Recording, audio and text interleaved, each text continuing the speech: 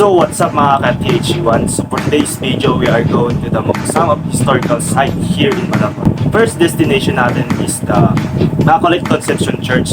Second destination natin is Nanay's Pansit Malabon. And last destination is natin is the Malabon Heritage Library Museum. So tara!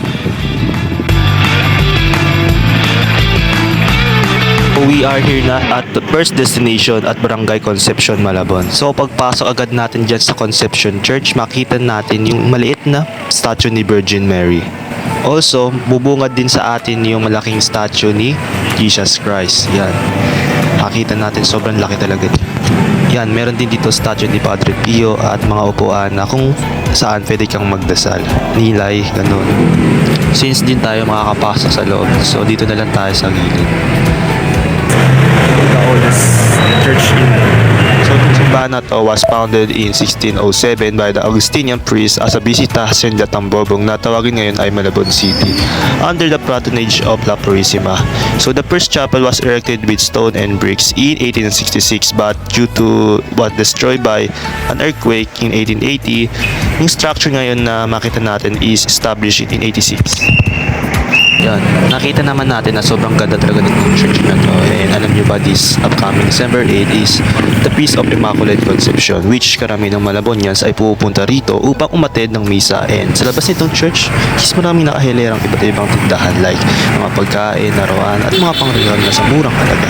Kaya isa ito sa mga bucket list kapag pupunta kayo ng Malabon. Kaya don't miss it Siyempre, pag nagtutour tayo, nagugutom tayo. So, ngayon pupunta tayo sa most popular food here in Malabon. Nanay's Pansit Malabon. We are here na. So, syempre, dito lang tayo mabubusog ng ating tiyan. Mabubusog din ang ating kaalaman. Kaya pasukin na natin. Pagbugan mo pa lang, maamoy mo na yung aroma ng Pansit Malabon. And maliban dyan, maaaliwalas din ang loob. At marami ang bumibili. History check muna tayo. Nanay's Pansit Malabon was operated since 1980s and yung pangalan na Nanay's Pansit Malabon was named after its founder whose name Nanay's Remedios Cruz. Nanay's Pansit Malabon was popular not just in Malabon, also in the whole country. Kaya inawardan din ito ng Best Pansit Malabon ng ating mayora na si Jeannie Sandoval at ng KMJS nang bumisita ito dito. And also, ilang tampok na mga kilala tao rin ang pumunta rito. Gaya nila Ryan Bang, Chris Aquino, and mga ilang reporters pa. Siyempre, mga THU1, hindi tayo aalis na hindi natin natitikman ang Pansit Malabon. Kaya umorder na ako. Nga pala yung in-order ko is for solo and meron din silang mga for sharing na order at lupiang, sariwa, cordon bleu at puto. Leche plan na may halo. Also mga pasalubong yan, dilis, mga nuts at chili. Nandito natin yung order natin. So, first bite. Okay talaga tong Pansit Malabon ni Nanay, saktong-sakto na lang ang lasa. Kaya sa mga pupunta sa Malabon, don't miss it itong puntahan at kainan. So to our last destination, we are going to Malabon Heritage Library Museum here at Barangay Hulong Duhat, Malabon City. So tara, pasok na tayo. Yung pagpasok natin, bubugad ang malaking pagsalubong ng Malabon Heritage Library Museum. Tara at libutin natin. So yung makita natin yung mga information about the history of Malabon and yan, mga early communities and lahat ng information is makita mo rito. So yun sa kabila naman is makita natin mga old churches here in Malabon. Ayan, makita natin yung parang mini figure of San Bartolome Church and yan mga different churches in Malabon. Yan, Santo Rosario Parish, Immaculate Conception and marami pang churches.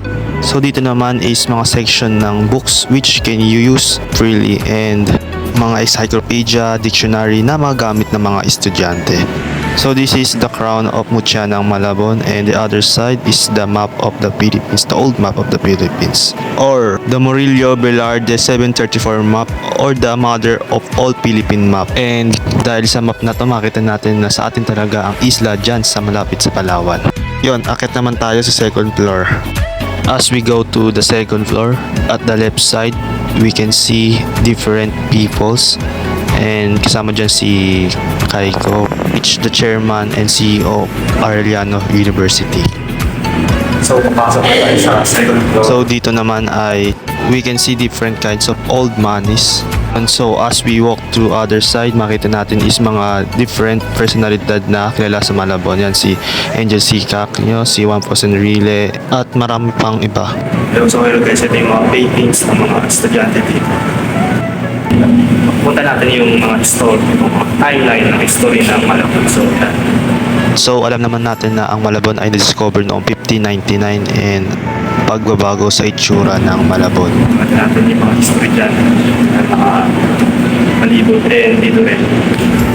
So, ito naman yung mga sikat na pagkain sa Malabon. Siyempre yung yan, crispy pata, pancit Malabon, and yung kikyam. So dito naman is yung mga old instrument na ginagamit noon ng mga tao dito sa Malabon. Yan, yung mga pictures. So ngayon dito tayo sa loob ng Malabon Heritage Library Museum and maraming history dito ang Malabon. The Balamod Heritage Library Museum was established noong 2019 and noong 2020 is nagsara ito due to the COVID-19 restriction, but in December 2021 it was reopened to the public. Kaya Punta na kayo dito sa Malabon Heritage History Museum. Maraming kayong kaalaman ng mga kailangan. So, yun, napuntahan natin mga historical site dito sa Malabon. Eh, hindi lang yan ang mga destinasyon na pwede nyo puntahan. Marami pang iba. Kaya sa mga nanonood dyan, huwag na kayo magkatubili at pumunta na kayo dito sa Malabon.